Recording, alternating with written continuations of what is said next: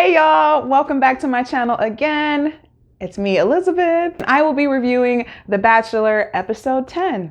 Before we get into it, like always, make sure you like this video, subscribe to my channel, and comment below to let me know what you thought of this episode. Whoa, so this was an interesting episode. We finally got to meet Matt's dad. Okay, I understand, Matt. I definitely understand wanting to have that conversation with your dad, right? Because you want to put the pieces together. Like, you are about to make this decision of like proposing to someone and you've never been in love, and you got all these like insecurities from not having a father in your life who shows you actively like what a relationship, or parents that show you what a relationship is supposed to be or whatever, right? It's a good idea. Definitely talk to your parents about that stuff. But dang, Matt, you bring your dad on TV to have this conversation? I mean, we've seen these kinds of conversations on reality shows before, but and as someone who has issues with their dad, like I felt more for the dad, because it looked like he was kind of blindsided by the conversation. I don't know if there was some discussion about what they were going to talk about, but we get this conversation, with his dad. His dad is short, so he gets all that length from his mom. Little tall little body with the skinny legs. He gets all that from his mom. And so, because his dad is short, but he gets all this bird face from his dad. He kind of like, Matt looks like an attractive pelican, if that's the animal, if that's the bird. I think it's a pelican with the eyes and the nose, the beak thing. But he gets that from his dad, and his dad is all excited, and he's walking him through this apartment or hotel or whatever he's staying at. And his dad is like, wow, this is great. This is great. I'm so proud of you, son. Like, oh, wow, you're going to do great. You're going to do so well. Like, this is going to be so great. And he's like, but I wanted to talk to you about like showing up, and like, you weren't there for me. And I don't think his dad was ready for that conversation. And I felt, I definitely understand wanting to address your parent about their shortcomings. I definitely get that. And like the things that you didn't get as a child. But I just kept thinking, dude, you could have done this like off camera. I wish you would have done this off camera. I felt bad for the dad, but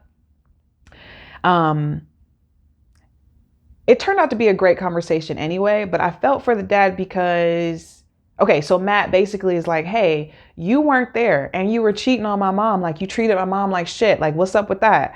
And the dad goes into like defense mode, right? Because it's a bunch of cameras in your face. And like, I don't think that they've ever talked about this before.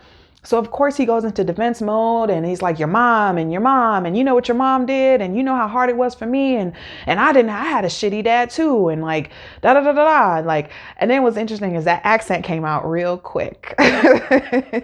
So his dad is African, as we see, but that accent came out real quick. But he went into defense mode, and yeah, he's going to do that because he's a human being, and there's a bunch of cameras, and he's being accused of something that he knows he probably didn't do the best he could, But I'm glad that his dad got out of that defensive mindset and was able to quietly just listen to what Matt was saying, because not a lot of people can do that. Some people, especially parents, are so steeped in guilt and the things that they didn't do. And it's hard for them to like listen to a child. It's hard for them to listen to their children sometimes. You know what I mean? Especially anybody. It's hard to listen to critiques. It's just hard in general. So I'm just glad that his dad didn't stay in that headspace and was able to go, you know what? Everything you're saying is right. I'm sorry that I wasn't there for you. And he was able to apologize to Matt. And that was nice. I'm glad that it ended that way, because and then he got this sense of closure that so many of us never get. We never get like our parents being like, oh, I'm sorry. You know what I mean? Like, yeah, I kind of fucked up on that. And man, I'm sorry. So it felt a little cringeworthy at first, but it was nice. It was nice. His dad was sweating bullets. I was like, oh my gosh, this is so much. But I noticed that it was still uncomfortable with it for his dad, because I noticed that his dad wasn't looking at him the whole time. And I don't know if it's just like a man thing, like trying to hold back tears. So, they're not, I don't know, but he wasn't looking at Matt. Like after he apologized, Matt was just like, I still want a relationship with you. I just wanted you to hear me, and yeah, so that was that. And they hugged and he walked him out and it was okay again. But his dad wasn't looking him in the face at all the whole time. So, whew, that was awkward. That was a lot. But like, I was surprised the show did that. I was surprised we got that conversation. So it's fantasy sweet time. The women get to have some extra intimate time with Matt. They always make it seem like they're going to have sex, but that's not what it's for. I don't think they have sex. Rachel was the only person to mention, I'm ready to be intimate with my man. I'm ready to be intimate with him. She was the only one to say that, which is interesting. But Michelle is first to go out on her date one-on-one with Matt, and she is so excited. Michelle really likes Matt. Like I feel like at this point, she's so like solid on Matt being her dude. Like she feels like she's gonna win. But anyway, so she goes out on the date with Matt, and it's cute. What do they do? They did some sort of Pennsylvania spa, I think that's what they called it. I don't know, with like butter and milk. And so that was interesting. So yeah, they buttered themselves down and, washed themselves off with milk, and they sat in oatmeal, and she seemed like she was having a really good time. I don't know if any of you guys noticed, but it seemed like Matt was a little just not feeling the date. I don't want to say he wasn't feeling Michelle, but I feel like he wasn't feeling the date that much or something. I think they get to the second half of the date where they're having dinner, that fake dinner that they don't eat. And she asked a good question. She was like, how do you plan on staying in love? Like you can fall in love easy, but like, how do you plan on staying in love? What are you going to do to keep finding connections with your partner? I thought that was good. She's so nice. Anyway. Oh, and she tells Matt that she loves him. And it almost looked like he was going to say it back. It looked like he was going to say it back, but he just went on to kiss her. So it's the next day and they wake up in bed together and they look really cute, and they're all in each other's faces and stuff. And I'm like, I wonder if they brushed their teeth.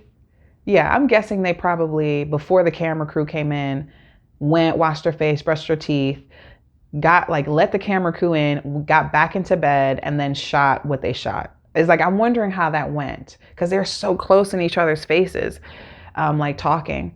But anyway, really cute. And so she leaves him and she walks out, and then he is like, Michelle, like he's all the way up on this balcony and he's like screaming her name, and she's just like, oh my God, I'm so in love with him. And so she walks back to where the girls are staying, and she's telling the other girls about her date, and Rachel is having a hard time. Like she's on the verge of crying. She's like, I can't believe, like, what if Matt doesn't like me? Like, how can he have these special times with like two other women and then still have enough like space for me? And again, Michelle seemed so confident at that time that she was like, oh, you guys are going to love the time you have with him. I was like, she's like, you're going to love the time you have. Like, it's so worth it. So I just thought that was interesting. But I feel like Rachel was getting a little intimidated. And honestly, between Rachel, Bree, and Michelle and Bree seem like two grown ass women. And I don't know. Rachel seems like a little kid to me. I think they're around the same age. I think both Bree and Michelle are a little bit older, like a year or two or something. But Rachel gives me like little kid vibes. Like, you know, I don't know. I thought it was funny that out of all the girls, Rachel had to go last. I was like, oh, poor girl. So Bree's next. We get the next overnight with Bree. And honestly, I just don't see it. I don't see the connection really with Bree and Matt. Again, I think I've said it before in a prior video. I feel like in real life, Bree and Matt would like hook up once or twice and then that would be it. I don't see them like being a couple. And Bree, and another thing, Bree doesn't seem like she's really that into him. Like I feel like she wants to win. She wants to win, but I don't think she really likes Matt like that. Anyway, their date consists of like the first half is them camping out in the woods and she's like, ugh, like this is like, anybody who knows me knows I do not like the woods. Like, so this kind of sucks. Another thing I noticed with Bree is that when Matt is trying to talk to her, she just laughs. Like as someone who has a nervous laugh, like I laugh when I'm feeling awkward in a social situation. I'll laugh to like replace a lot of emotions. But I laugh when like I don't know what to say either, which I think a lot of people do. And I feel like there were a lot of times during their date where she just kept laughing. And it was like, what is so funny? And even he, I think at one point was like, why are you laughing? I feel like that's what she was doing. And that's why I'm like, I don't think she was really that into him, really. And then we get to Rachel. And Rachel, you are pissing me off because you are so worried about your connection with him that you're self-sabotaging. I was like, is this what it looks like to self-sabotage yourself? Or is that whatever? I guess that's what it looks like. Yikes. She was so in her head about the date that she was kind of ruining it with her attitude. Like, you know, all of the other girls, like so they're going to go out on a date and we get this scene always with Matt all the way over here and the person walking up towards him and then they're supposed to hug or whatever. Usually the girl jumps in his arm. She kind of, that was such a depressing walk up. She wasn't smiling and he even in his face kind of was trying to match her energy, but it wasn't positive. Like she just seemed so sad. And so their date consists of like making pots, like clay pots. Pottery. It's a pottery class. And they're using that spinning wheel thing, right?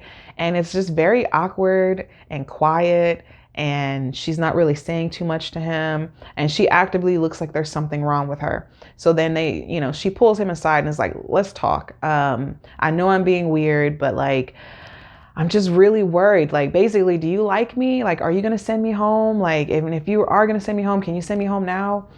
And again, he's like, I like you. Like, he's reassuring her. And he's like, I noticed, he's like, okay, I think about you all the time. Like, I'm always thinking about you. And I don't think he tells the other girls that. Rachel, from the start, has been the only person he's been like, I think about you when you're not around. And I was like, that seems like a big thing to say to somebody. I think about you when you're not around.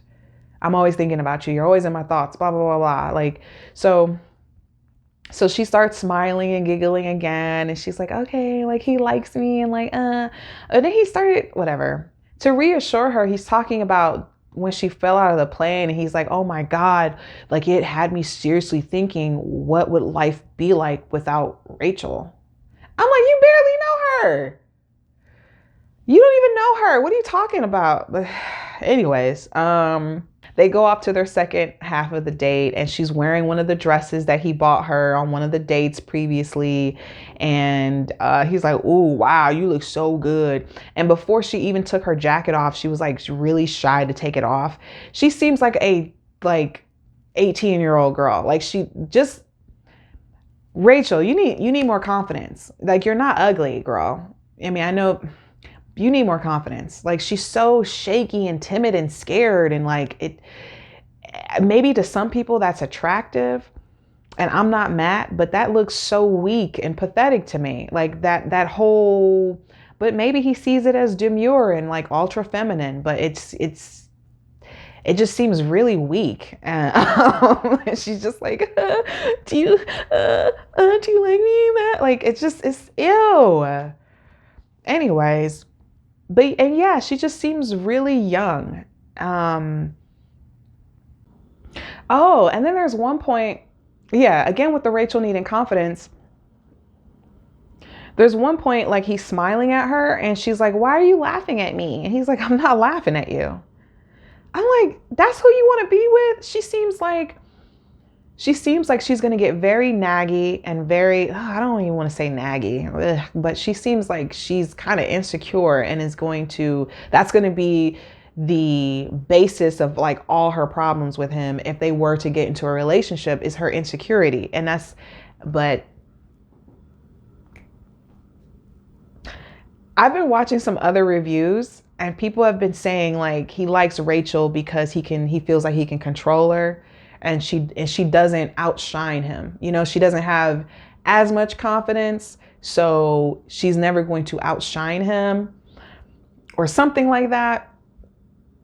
I don't know. I mean, he can like who he likes, We get to the rose ceremony and Bree goes home. I mean, but we knew that. I think we all knew Bree was going to go home. And, I wish that he could have, instead of putting her through the rose ceremony thing, I wish that he would have just pulled her aside and was like, look, it's because I feel like other people have done that. Why make them stand there for a rose that you're not going to give them? Like, why not just get it over with and pull them to the side and just be like, hey, it's not going to work. That's what Tay Tay did. I'm calling her Tay Tay. There are some other really awesome reviewers. Just Call Me Wah is one of them. And Nikki Star TV. She's awesome. But she calls her Tay Tay. That's why I'm calling her Tay Tay. Anyway, but so he could have pulled her aside and just been like, hey, it's not going to work. But anyway, he didn't give her a rose, and they still had that little talk before the car came up to pick her up or whatever. And he's just like, I mean, I do like that he was honest with her. Like, it's not like there's one thing that we talked about that, it's not like there's one thing or a reason I didn't pick you. It's just my heart. I just have to follow my heart, and my heart is kind of leading me to the other two women inside. And she was really sad and crying, and it's just like, yeah, I mean, I think if Bree were to think about it really, like, I don't think she was really that into him. And Bree is bad. Bree is very attractive. Like, she can, I mean, I know that's not what it's about, but she'll be fine. So Bree is gone, and that's it. So now we're left with Rachel and Michelle. And there's been so many spoilers that we all know who he's going to pick. I'm not going to say it, but we all know who he's going to pick. What do you guys think about this episode? Let me know in the comments below. But that is it as far as this episode. I want to see what it's going to be like when when the women meet his mom. That's what I want to see. See you next time.